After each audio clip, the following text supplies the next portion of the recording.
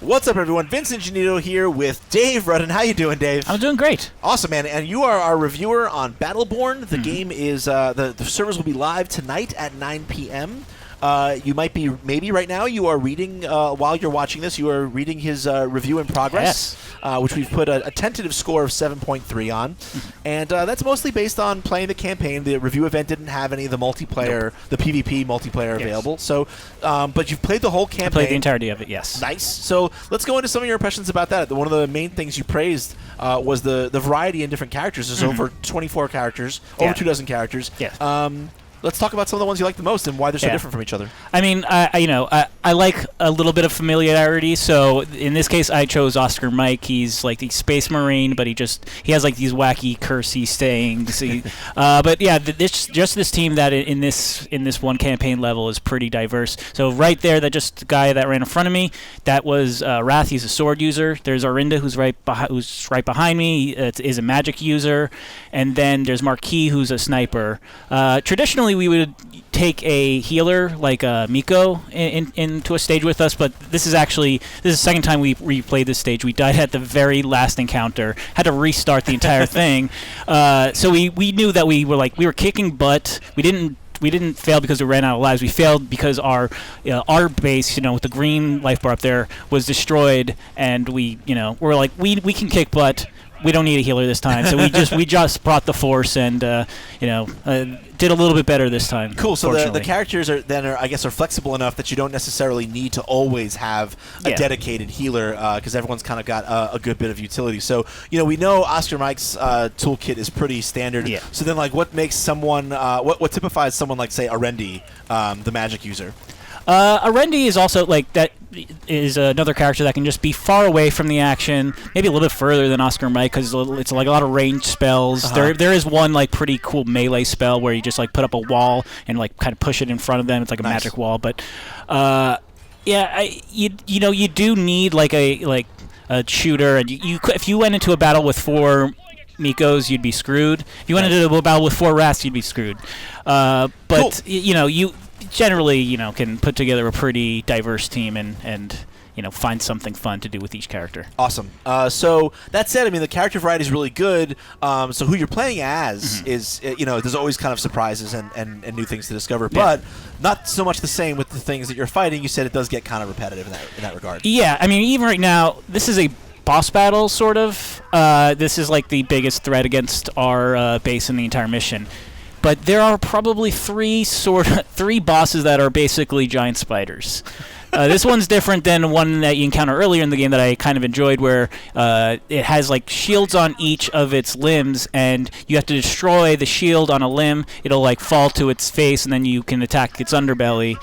But there's just a lot of repetition, especially with the rank and file just soldiers that you'll have to mow down. Yeah, do they have any special abilities, or they pose any unique threats, or are they mostly just cannon fodder? Yeah, they're snipers. There are your standard soldiers. There are magic users, but they all just they just look different in different stages. But after 7 hours, 8 hours of it, I kind of felt I've seen everything, and I And by the time I'm on the final level, everyone just seems the same. These characters are a little bit different, but those kind of kamikaze characters. Right. It sounds like basically, while they might look different, they're kind of posing the same threats and kind of asking you the same questions with the same answers. That doesn't really get that's not interesting to play. This level is also, I don't know if you'll be able to see it in this video, but there's a lot of repetition where you this level, we started in this area and we set up turrets and all that. And then you come back and defend it later. Actually, I think you come back and defend it twice on the stage. So it's go here to there to here to there, and it just kind of gets repetitive and seeing the same places. Oh, I died.